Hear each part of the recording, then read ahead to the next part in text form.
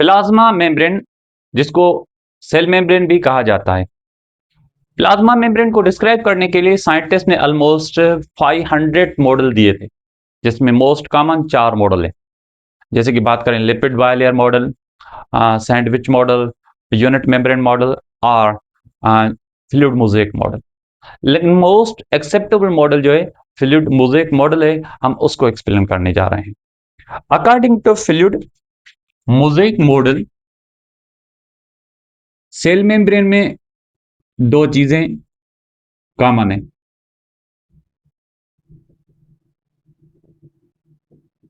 जैसे ज्यादा से ज्यादा इसमें एक प्रोटीन्स, दूसरे लिपिड्स पाए जाते हैं।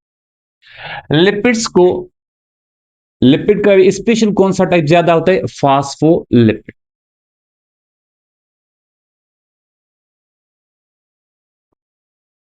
और उसको कंसीडर किया जाता है एज सी।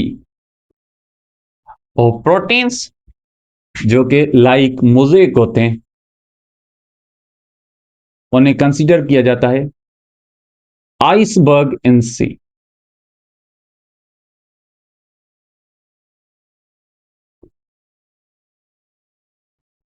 तो देखिए भाई, इसमें ज्यादा फास्फोलिपिड, और फास्फोलिपिड को हमने प्रीवियस बायोलॉजिकल मॉलिक्यूल में डिस्क्राइब किया हुआ है कि इसमें ये होता है हेड, और ये रीजन है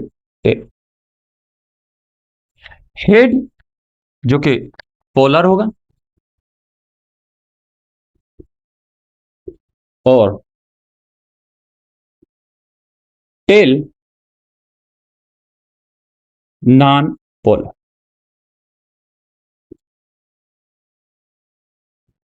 अगर हेड पोलर है तो ये पोलर सबस्टेंसेस को ही अट्रैक्ट करेगा, और टेल जो कि नॉन पोलर है, नॉन पोलर को ही अट्रैक्ट करेगा।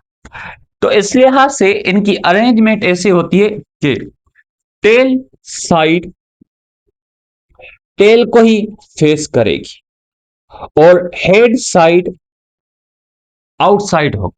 क्यों? क्योंकि outside means extra cellular fluid में भी पोलर सबस्टेंसेस होते हैं, और इंट्रासेल्यूलर भी पोलर होगा, वाटर आयंस दूसरी चीजें होती हैं। इस वजह से क्या कहेंगे भाई कि जो टेल नॉन पोलर है वो पोलर साइड जब आएगा तो रिपेल करेगा। इस वजह से ये दोनों आपस में फेस करेंगे, मींस इसका टेल नॉन पोलर, इस फास्फोलिपिड का tail non polar, non polar को फेस करेगा, मींस टेल टेल को फेस करेगा, और हेड आउटवर्ड रीजन, और हेड आउटवर्ड रीजन। आउटवर्ड में मींस एक एक्स्ट्रा सेल्यूलर, दूसरा इंट्रा सेल्यूलर। तो इस वजह से ज्यादा पोलर सबस्टेंसेस अट्रैक्ट होते हैं इस हेड रीजन के साथ, और इस हेड रीजन के साथ मींस आयंस, प्रोटीन्स वगैरह सारे इनके साथ ही अट्रैक्ट हो सकते हैं। अब देखें भाई, एक हेड, टेल, टेल, हेड, ये एक फास्फोलिपिड, ये दूसरा फास्फोलिपिड। इनके इन दोनों में ये क्या पाए जाते हैं? 2 फैटी एसिड पाए जाते हैं। इसको कहते हैं हम, एक को कहेंगे सेचुरेटेड फैटी एसिड, और दूसरी को हम कहेंगे अनसेचुरेटेड फैटी एसिड। टेल में ये अनसेचुरेटेड फैटी एसिड, और ये होगी saturated fatty acid. Saturated fatty acid जो कि सॉलिड होती है ऑर्डिनरी टेम्परेचर पे और रूम टेम्परेचर पे, अनसेचुरेटेड फैटी एसिड लिक्विड होती है एट रूम टेम्परेचर। जिस वजह से एक सॉलिड और एक लिक्विड होने की वजह से इसकी नेचर क्या होगी? फ्लूइडी नेचर होगी। इस वजह से क्या नाम दिया गया है? Fluid mosaic model. Fluid due to saturated and unsaturated fatty acid. लेकिन इस फास्फोलिपिड में सिर्फ सॉरी इस फास्फोलिपिड बायलेयर में मींस प्लाज्मा मेम्ब्रेन में सिर्फ फास्फोलिपिड नहीं होता, दूसरी चीजें भी होती है। जैसे कि हम बात करें स्पेशली इन एनिमल सेल्स, इसमें होते हैं कोलेस्ट्रॉल के मॉलिक्यूल्स, और ये कोलेस्ट्रॉल के मॉलिक्यूल इसमें स्ट्रेंथ बढ़ाते हैं, क्योंकि कोलेस्ट्रॉल के मॉलिक्यूल बढ़ेंगे तो ये सब्सटेंस जो होंगे फास्फोलिपिड होंगे वो कॉम्पैक्ट होंगे, तो इनकी कॉम्पैक्ट होने की वजह से, कोलेस्ट्रॉल के होने की वजह से कॉम्पैक्ट होगा तो प्लाज्मा मेम्ब्रेन थोड़ा सॉलिड होगा।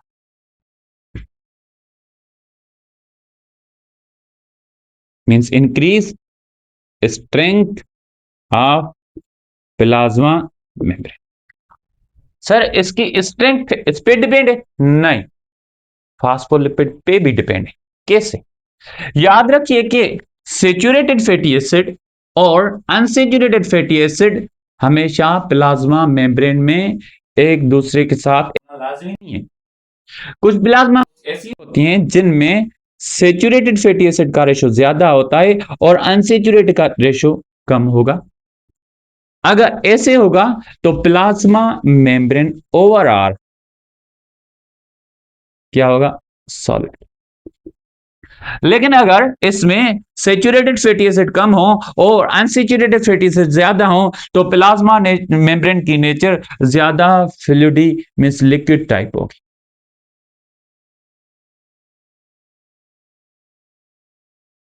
और सॉलिड शेप इसलिए होती है, सॉलिड नेचर इसलिए होती है क्योंकि ये ज्यादातर शेप को मेंटेन करती है और एम्परमिएबिलिटी को एनहांस करती है कि चीजें जल्दी से अंदर ना आए।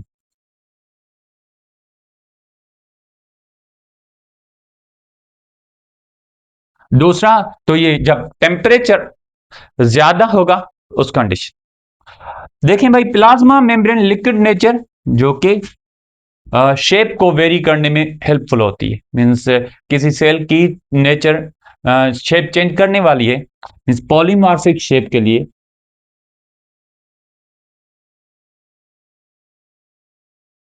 मॉर्फिक शेप के लिए देखें भाई, यहां हमने देखा सेचुरेटेड फैटी एसिड और अनसेचुरेटेड। अब देखते हैं कि प्लाज्मा मेम्ब्रेन के अंदर ये जो एक फास्फोलिपिड दूसरी फेस फास्फोलिपिड के आमने सामने है, ये लिपिड बायलेयर बनाते हैं। इनमें फास्फोलिपिड की मूवमेंट कैसे होती है? फास्फोलिपिड फास्फोलिपिड के आमने सामने, फास्फोलिपिड फास्फोलिपिड के आमने सामने। तो ये कितने लेयर हैं भाई? दो लेयर हैं, एक अपर साइड दूसरा लोअर साइड। इस वजह से इसे क्या काम है? Phospholipid bilayer. इस बायलेयर के अंदर मूवमेंट होती है फास्फोलिपिड की। अगर फास्फोलिपिड मॉलिक्यूल्स एक ही लेयर के अंदर मूव कर रहे हों एक लोकेशन से दूसरी लोकेशन तक, this type of movement is called lateral movement.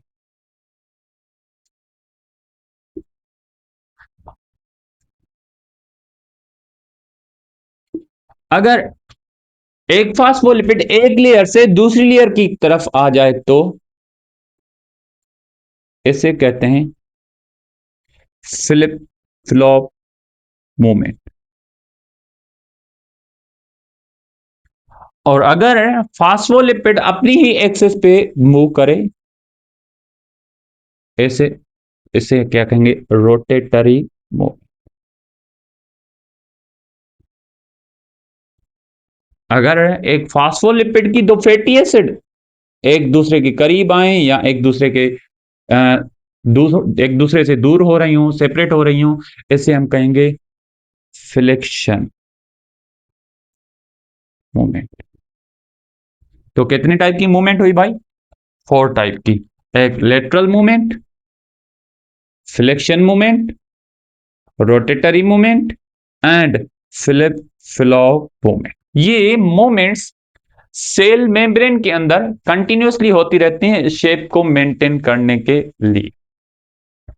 अब देखते हैं इनका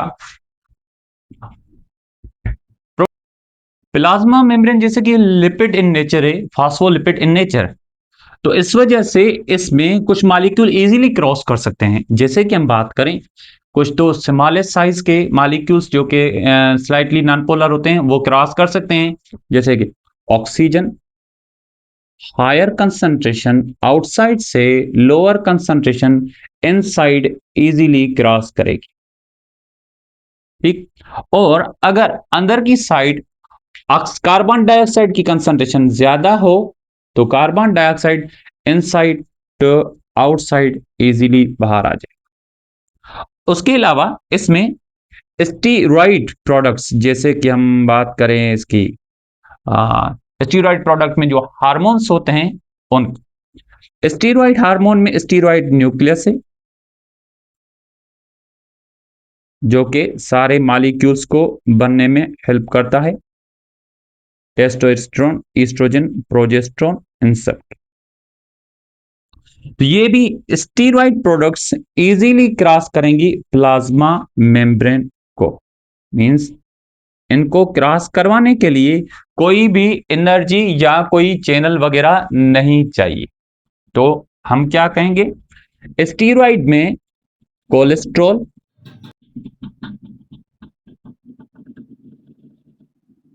ईस्ट्रोजन, प्रोजेस्टेरोन,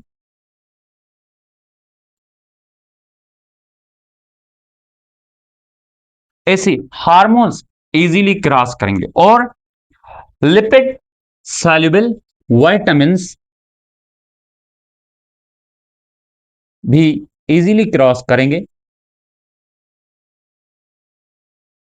जैसे vitamin A, vitamin D, vitamin E, vitamin के। अगर ये बाहर से अंदर या अंदर से बाहर इजीली क्रॉस करेंगे without expenditure of energy, without any source और protein, such type of movement is called diffusion.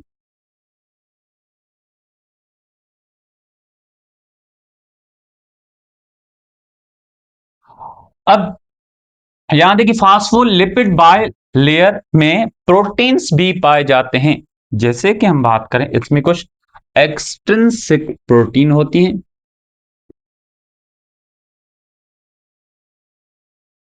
और एक्सट्रिंसिक आउटसाइड भी हो सकती हैं, एक्सट्रिंसिक इनसाइड भी हो सकती है। और इसके साथ इसमें क्या पाई जाती है, intrinsic proteins.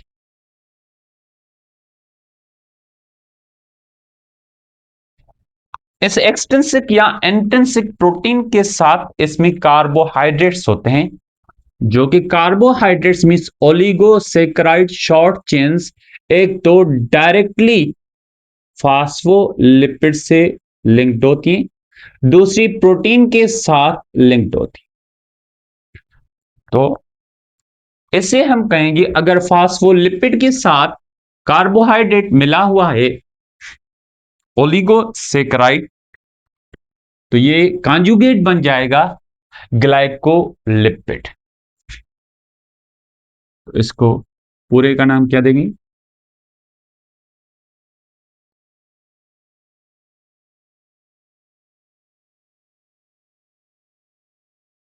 Glycolipid.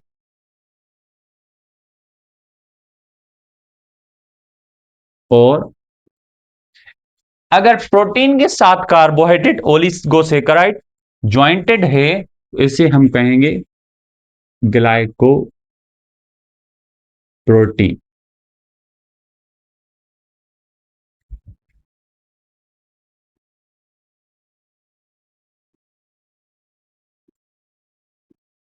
Glycoprotein glycolipid plasma membrane के अराउंड एक अलग से फरी टाइप कोट बनाती हैं, जिस वजह से इन दोनों को हम क्या कहेंगे, coat are sometimes also called as glycocalyx.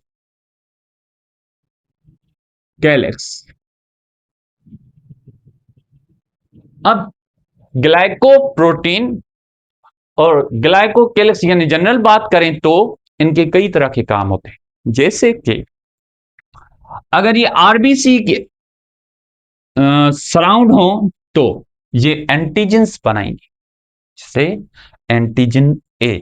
अगर एंटीजन ए हो तो उसे हम कहेंगे ब्लड ग्रुप ए।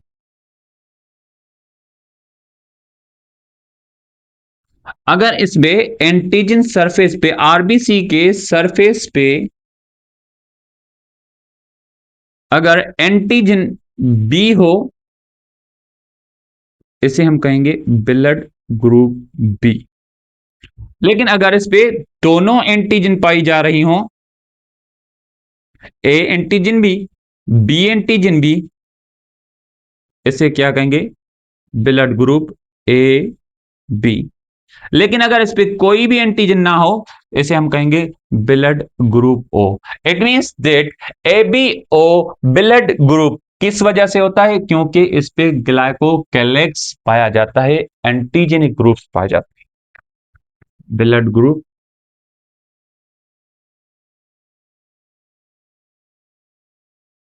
एबीओ।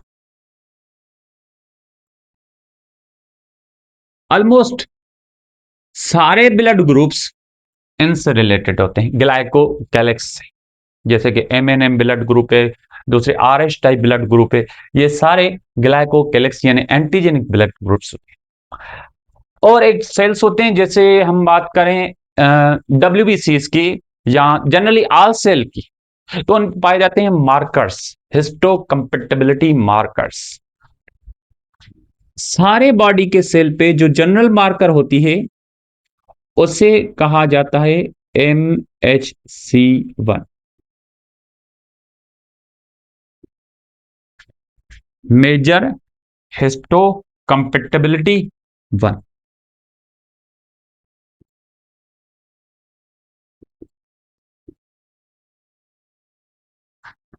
ये आइडेंटिटी होती है हर एक सेल की। तो generally ID of each nucleated cell कहेंगे।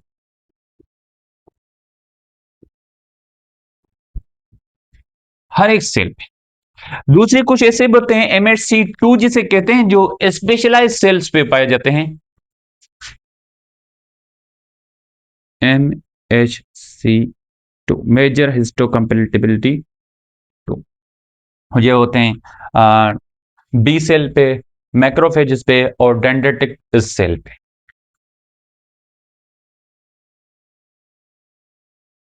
इम्यूनिटी की बात,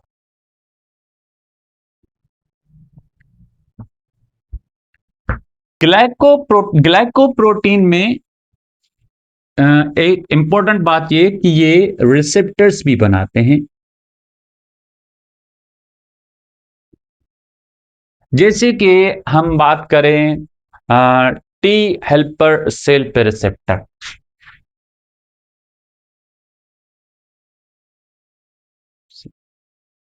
और ये रिसेप्टर किसके लिए होते हैं? ग्लाइकोप्रोटीन ऑफ वायरस को डिटेक्ट करने के लिए, जैसे कि फॉर HIV वायरस।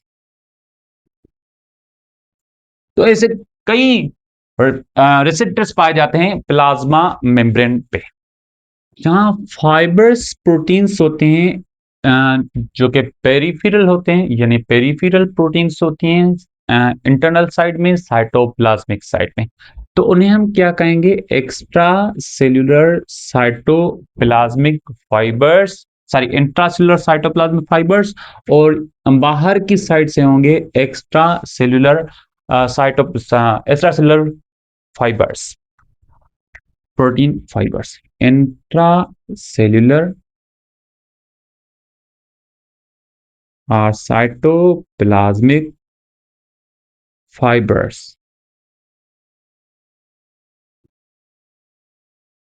प्रोटीन।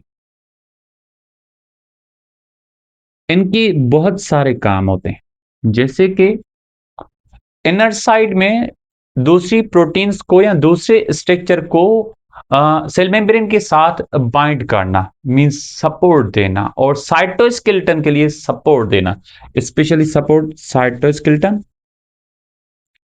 और मूवमेंट करवाना। मूवमेंट कैसी हम लेटर डिस्कस करेंगे कि जब वेजिकल सेल के अंदर एक जगह से दूसरी जगह जाएं, उसमें भी इन्वॉल्व कौन सी होती हैं? Intracellular fibres proteins. और एक्स्ट्रा सेलुलर फाइबर्स प्रोटीन बाहर की साइड से अटैचमेंट के लिए हेल्पफुल होती हैं। और इसमें जो पेरिफेरल प्रोटीन्स होती हैं, जिसे हमने एक्सट्रिंसिक प्रोटीन कहते हैं, वो बाहर की साइड से भी और अंदर की साइड से भी ये रिसेप्टर्स भी होती हैं और ये एंजाइम्स भी होती हैं। सर एंजाइम किससे?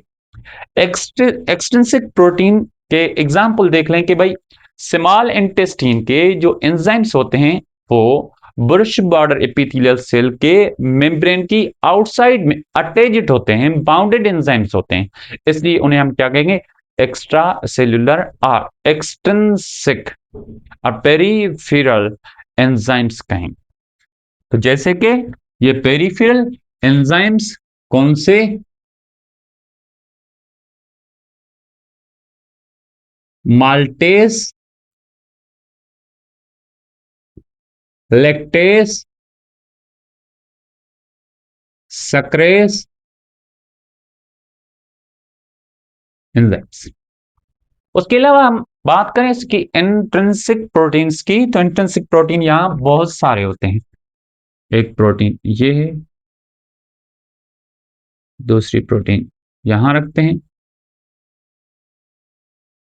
तीसरी प्रोटीन ये, डिफरेंट टाइप की यहां इंट्रिंसिक प्रोटीन होती है।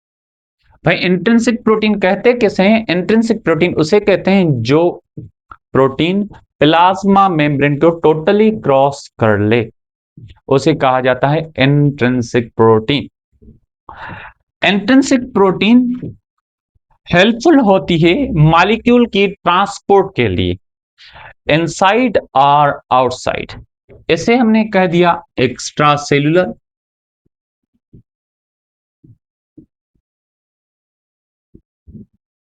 और इंट्रा सेल्यूलर।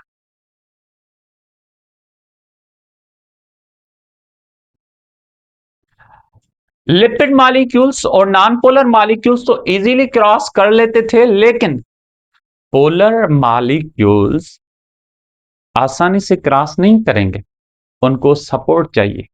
किसकी सपोर्ट चाहिए? इन इंट्रिंसिक प्रोटीन्स की सपोर्ट चाहिए। तो मॉलिक्यूल की नेचर को देखें, पोलर मॉलिक्यूल्स। एक पोलर मॉलिक्यूल, दूसरी बात ये कि ये साइज में बड़े होने चाहिए। पहले हम साइज स्मॉल की बात करें, पोलर हो लेकिन स्मॉल साइज क्यों? पोलर मॉलिक्यूल्स जो कि स्मॉल साइज के होंगे वो हायर कंसंट्रेशन से लोअर कंसंट्रेशन की अगर तरफ जाएंगे तो उनमें कोई भी एनर्जी यूज नहीं होगी। Such type of movement in which polar molecule move from its higher concentration to lower concentration is called facilitated movement.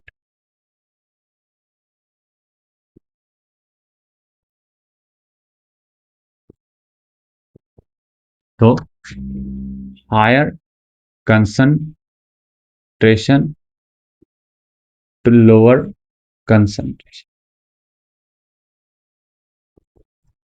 जैसे बात करें हम वाटर की, अगर वाटर अपनी हायर कंसंट्रेशन से अपनी लोअर कंसंट्रेशन की तरफ जाए तो वाटर डायरेक्टली क्रॉस नहीं कर सकता, क्योंकि वाटर पोलर नेचर है। दूसरी बात यह कि वाटर हमेशा क्रॉस करता है hypotonic to hypertonic solution. Means अगर यहां सल्यूट की कंसंट्रेशन कम हो और यहाँ सल्यूट की कंसंट्रेशन ज्यादा हो तो पानी कम सल्यूट से ज्यादा सल्यूट की तरफ जाएगा, जिस वजह से हम क्या कहेंगे, हाइपोटोनिक टू हाइपरटोनिक।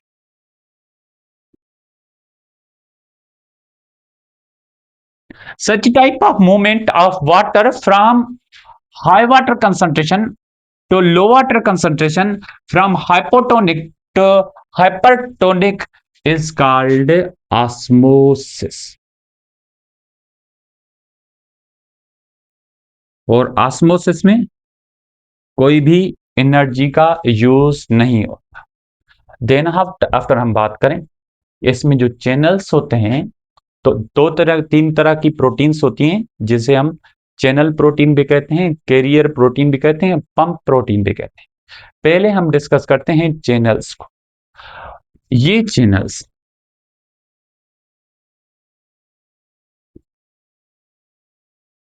और चैनल्स यहां डिफरेंट टाइप के, जैसे कि पहले हम बात करें leaky channels. Leaky channels open होते हैं, जिसमें आयंस हायर कंसंट्रेशन से लोअर कंसंट्रेशन से की तरफ कंटिन्यूसली जाते हैं। जैसे यहां सोडियम हो और सोडियम क्रॉस करे इस चैनल को, तो इसे हम कहेंगे सोडियम लीकी चैनल।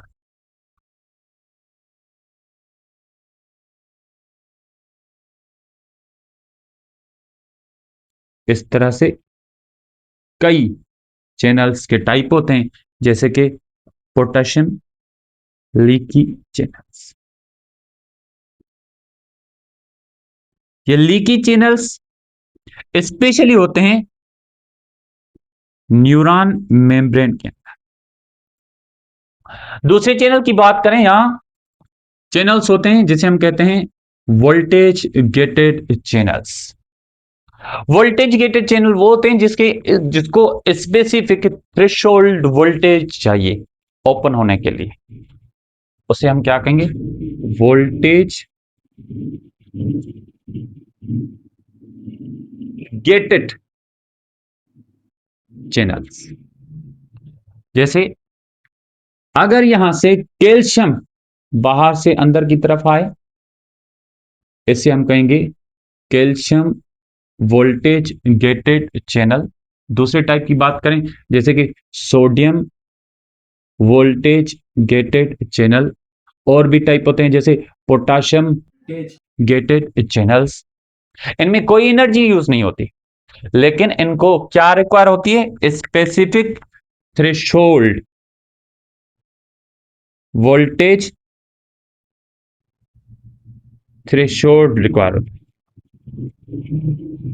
अगर थ्रेशोल्ड इन्हें इस ना मिले तो ये ओपन नहीं होंगे। जैसे सोडियम -55 थ्रेशोल्ड वैल्यू पे ओपन होता है, और पोटेशियम +40 मिली वोल्ट पे ओपन होगा।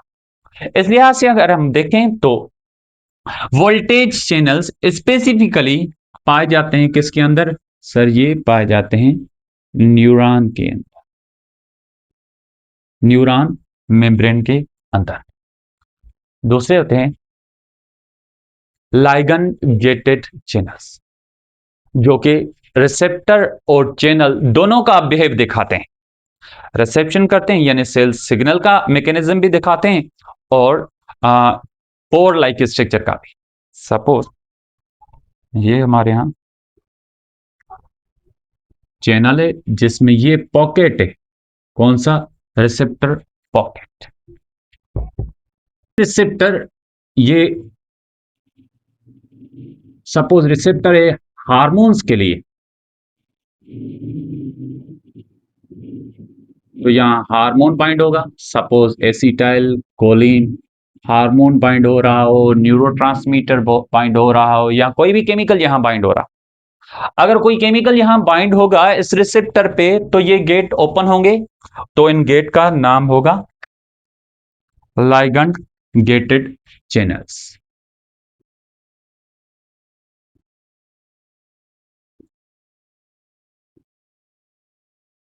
ऑटोमेटिकल आयंस की मूवमेंट एक तरफा स्टार्ट हो जाएगी। जैसे कैल्शियम आयन की चेन मूवमेंट हो, सोडियम आयन की मूवमेंट हो, या पोटेशियम आयन की मूवमेंट हो, क्लोरीन आयन की मूवमेंट हो, मूवमेंट ऑटोमेटिकली कंटिन्यूसली स्टार्ट हो जाएगी। Such type of channels are called voltage gated channels. तो नेक्स्ट, रिसेप्टर्स को हम कहेंगे मैकेनिकल गेटेड चैनल्स। रिसेप्टर नहीं, gates, mechanical gated channels. Mechanical gated channels वो होते हैं जब कोई टच हो बॉडी को या कोई प्रेशर हो, तो इस कंडीशन में इसको हम क्या कहेंगे, मैकेनिकल। अगर टच होने से कोई चैनल ओपन हो जाए, सच type of channel is called mechanical gated channels.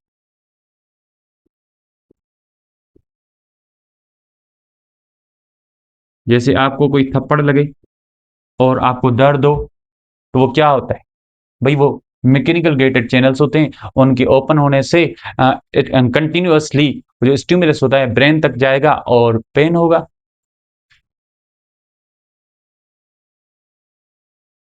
Touch, pressure, ये टाइप के। अब देखिए भाई, यहां हमने बात की वाटर की मूवमेंट अक्वापोरेंट के जरिए,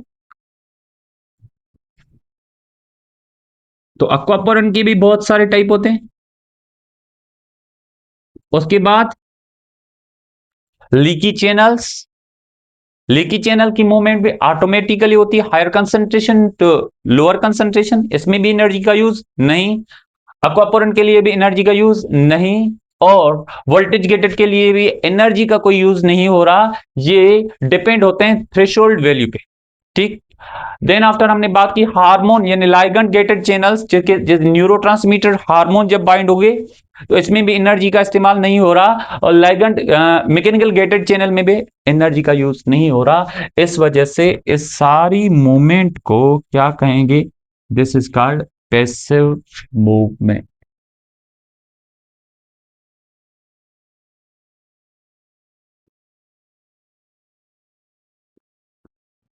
देन आफ्टर हम बात करें एक्टिव ट्रांसपोर्ट।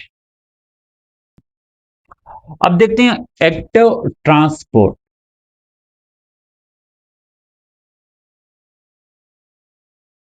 और एक्टिव ट्रांसपोर्ट के लिए क्या चाहिए भाई, एटीपी एनर्जी। अगर यहां एटीपी एनर्जी चाहिए तो मींस मैकेनिज्म कुछ उल्टा होने वाला है। इट मींस दैट मॉलिक्यूल या आयंस की मूवमेंट लोअर कंसंट्रेशन से हायर कंसंट्रेशन की तरफ,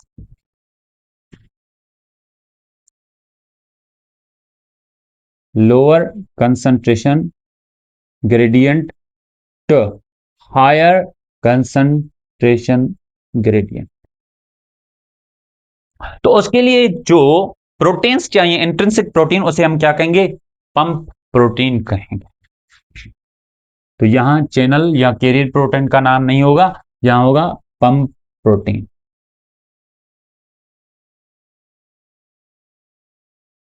डिफरेंट टाइप के पंप प्रोटीन्स होते हैं। पहले हम देख रहे हैं यहां कि एक पंप प्रोटीन है जिसमें सोडियम अपनी लोअर कंसंट्रेशन से हायर कंसंट्रेशन की तरफ, और पोटाशियम अपनी लोअर कंसंट्रेशन के से अपनी हायर कंसंट्रेशन की तरफ। याद रखिए कि सोडियम की कंसंट्रेशन आउटसाइड सेल ज्यादा होती है और इनसाइड सेल सोडियम की कंसंट्रेशन लो होती है। पोटाशियम की कंसंट्रेशन अपोजिट होती है। कैसे, ये आउटसाइड सेल पोटाशियम की कंसंट्रेशन लो और इनसाइड सेल पोटाशियम की कंसंट्रेशन हाई। लेकिन बात यह है कि न्यूरॉन में पहले जो आयंस होते हैं वो मूव करते हैं एक लोकेशन से दूसरी लोकेशन की तरफ। मींस वो अपनी कंसंट्रेशन ग्रेडियंट चेंज करते हैं through the voltage gated channels. हम बात करते हैं न्यूरॉन में वोल्टेज गेटेड चैनल का ऐसे काम होता है कि जब थ्रेशोल्ड एनर्जी मिलती है, तो वोल्टेज मिलती है सोडियम को, तो सोडियम हायर कंसंट्रेशन से लोअर कंसंट्रेशन की तरफ जाता है। जब लोअर कंसंट्रेशन की तरफ जाएगा तो अंदर डिस्टर्बेंस होगी, सोडियम की कंसंट्रेशन ज्यादा होगी, और पोटेशियम अपनी अपोजिट कंसंट्रेशन की तरफ जाएगा, फिर वो भी मींस हायर कंसंट्रेशन से लोअर कंसंट्रेशन अपोजिट जाएगा, मींस सेल के बाहर जाएगा।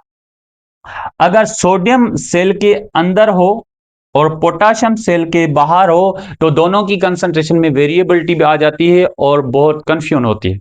उसको मेंटेन करने के लिए क्या ओपन होते हैं, सोडियम पोटेशियम एटीपेज पंप्स। और इस सोडियम और पोटेशियम एटीपेज पंप क्या करते हैं, सोडियम को अंदर से बाहर की तरफ ले जाते हैं और पोटेशियम को बाहर से अंदर की तरफ ले जाते हैं। सच type of pump is called sodium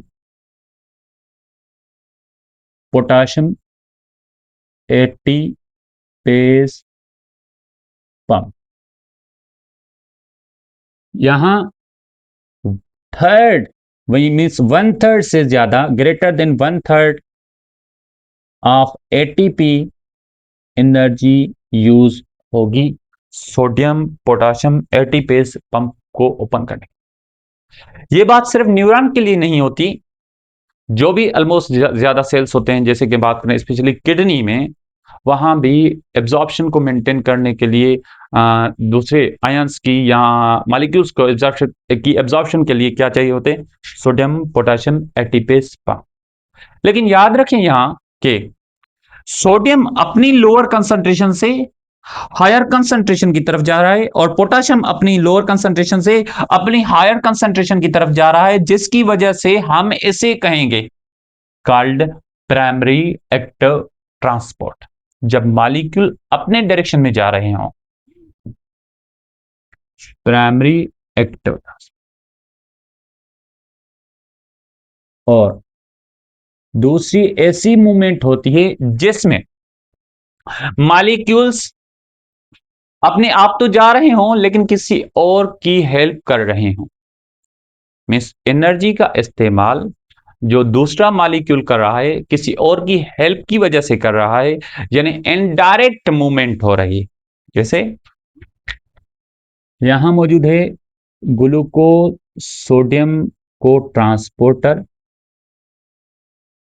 अब सोडियम बाहर से अंदर की तरफ जा रहा है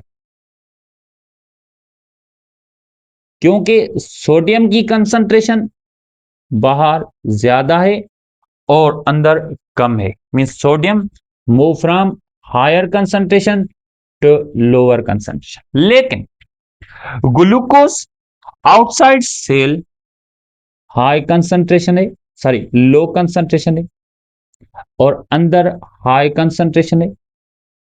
तो glucose lower concentration to higher concentration जा रहा है। इस कंडीशन में जो सोडियम है वो डायरेक्टली मूव कर रहा है और ग्लूकोज इनडायरेक्टली मूव कर रहा है। सच type of transport is called secondary active transport.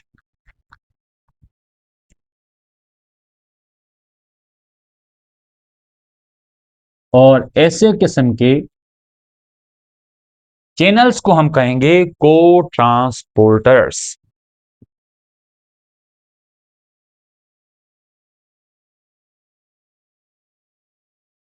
और यही वजह होती है कि किडनी के अंदर ग्लूकोज की रीएब्जॉर्प्शन इस तरीके से होती है, अमीनो एसिड की रीएब्जॉर्प्शन इस तरीके से होती है।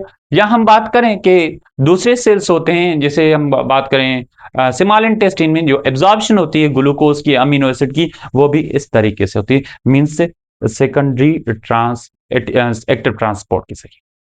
अब देखते हैं इसकी दूसरे मैकेनिज्म को, जिसमें मॉलिक्यूल की साइज बहुत बड़ी होती है और इतनी बड़ी कि वो किसी पंप या चैनल से क्रॉस नहीं करते। उससे पहले एक पॉइंट को क्लियर करें, अगर मॉलिक्यूल्स सेम टाइप के एक ही डायरेक्शन में मूव करें तो उसे उस टाइप को मूवमेंट को हम कहते हैं यूनिपोर्ट मूवमेंट। अगर मॉलिक्यूल दो टाइप के एक डायरेक्शन में मूव करें उसे कहा जाता है को ट्रांसपोर्ट और सिम्पोर्ट मूवमेंट।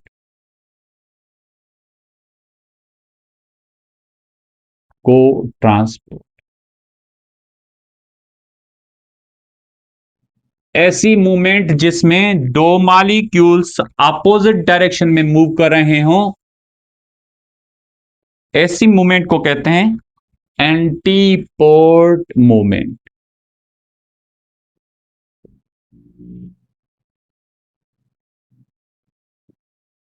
ये सारे चैनल्स के बेस पे होते हैं। नेक्स्ट मूवमेंट होती है ऐसी मूवमेंट जिसमें मॉलिक्यूल की साइज बहुत बड़ी हो, या तो मॉलिक्यूल पोलर नेचर हो और मॉलिक्यूल साइज बहुत ज्यादा बड़ी हो, मींस कोई किसी चैनल से वो नहीं आ सके।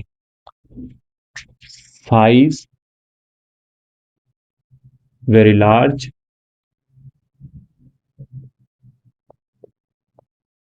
ओके। तो इस कंडीशन में, या और कंडीशन क्या है कि अमाउंट बहुत ज्यादा हो, जैसे कि हम बात करें बल्क अमाउंट की।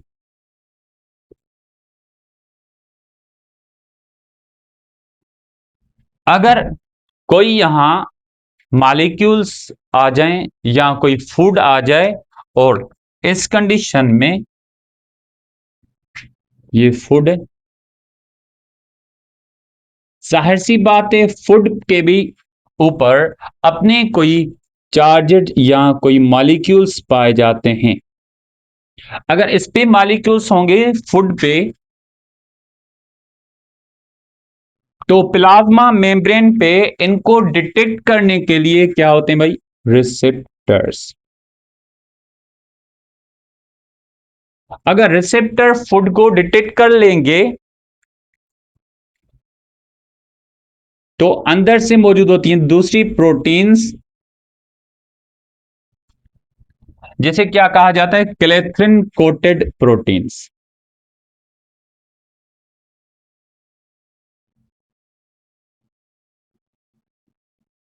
और ये clathrin proteins inward side with the use of ATP energy inward side invagination बनाएंगी। जैसे तो यहां इसकी इनवर्ड जैसे मूवमेंट होगी तो रिसेप्टर इसकी अंदर की साइड आते जाएंगे, फूड बीच में होगा, सेंटर में होगा, सराउंडिंग में होगी सी क्लेथ्रिन कोटेड प्रोटीन। आहिस्ता आहिस्ता ये क्या बना लेंगी, एक वेजिकल बना लेंगी,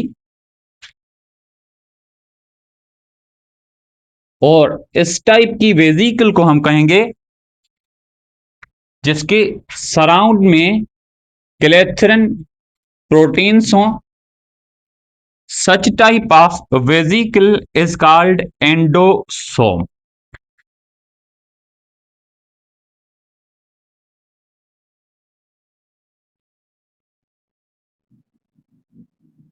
और इस मैकेनिज्म को क्या कहेंगे, एंडोसाइटोसिस।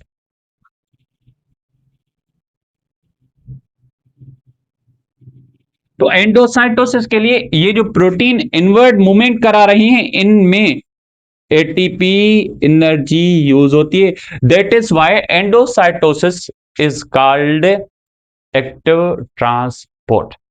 देन अगर यहां कोई अमाउंट सल्यूट्स या वाटर के फॉर्म में आ जाए, मींस सोल्यूशन फॉर्म हो, और ये सोल्यूशन फॉर्म बल्क अमाउंट में हो, बल्क अमाउंट की वजह से यहां से ये अमाउंट सारा इनवर्ड मूव करेगा, तो यहां इन्वेजिनेशन होगी, और इन्वेजिनेशन की वजह से एक नई वेजिकल बनेगी। सच वेजिकल इज कॉल्ड पाइनोसोम, क्योंकि पाइनो का मतलब होता है ड्रिंकिंग प्रोसेस। तो इस मैकेनिज्म को हम कहेंगे पाइनोसाइटोसिस। इस वेजिकल को कहा जाएगा पाइनोसोम, और उसके अंदर आयंस और वाटर हो सकता है। लेकिन अगर यहां कोई बैक्टीरिया या पैथोजन आ जाए तो यहां से क्या निकलेंगी? सूडोपोडियास, मींस सेल मेम्ब्रेन अपने आप से कुछ बाहर की तरफ आर्म्स निकालेगा, और ये आर्म्स सूडोपोडियास कवर कर लेंगी बैक्टीरिया को, आहिस्ता आहिस्ता उसको इनवर्डली ले आएंगी, और इसमें भी क्या यूटिलाइजेशन होगी भाई? एटीपी की यूटिलाइजेशन होगी। तो बैक्टीरिया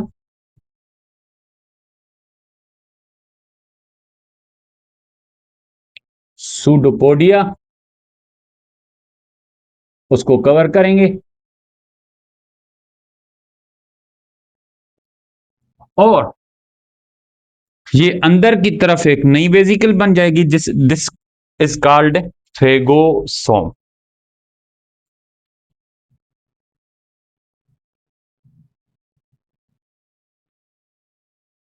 अगर ये फेगोसोम है तो मैकेनिज्म को हम कहेंगे फेगोसाइटोसिस।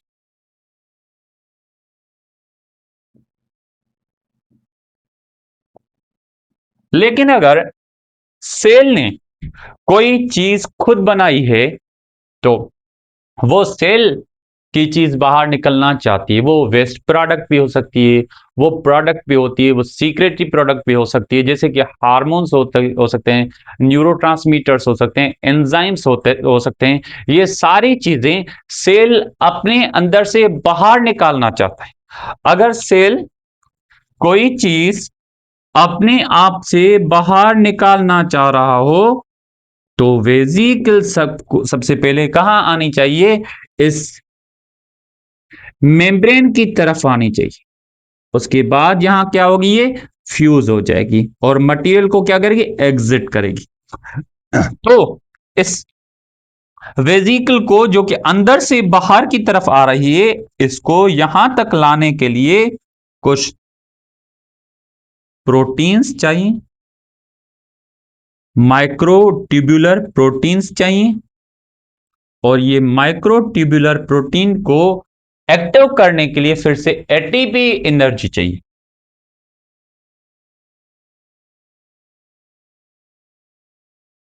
अगर ये भी एटीपी एनर्जी यूज करेंगी मटेरियल को एग्जिट करने के लिए, सच type of mechanism is called exocytosis. और एक्सोसाइटोसिस भी क्या हो गया भाई? एक एक्टिव ट्रांसपोर्ट हो गया।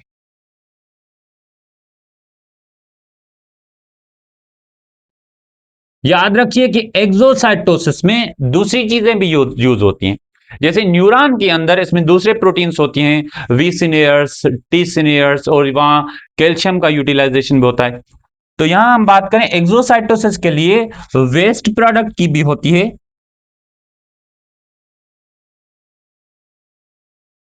एक्सोसाइटोसिस जैसे कि हम बात करें enzymes, secretory enzymes, intestinal juice के एंजाइम, गैस्ट्रिक जूस के एंजाइम, पेनक्रियाटिक जूस के एंजाइम्स। जैसे कि हम बात करें सीक्रेटरी वेजिकल्स में मिल्क सीक्रेशन होती है,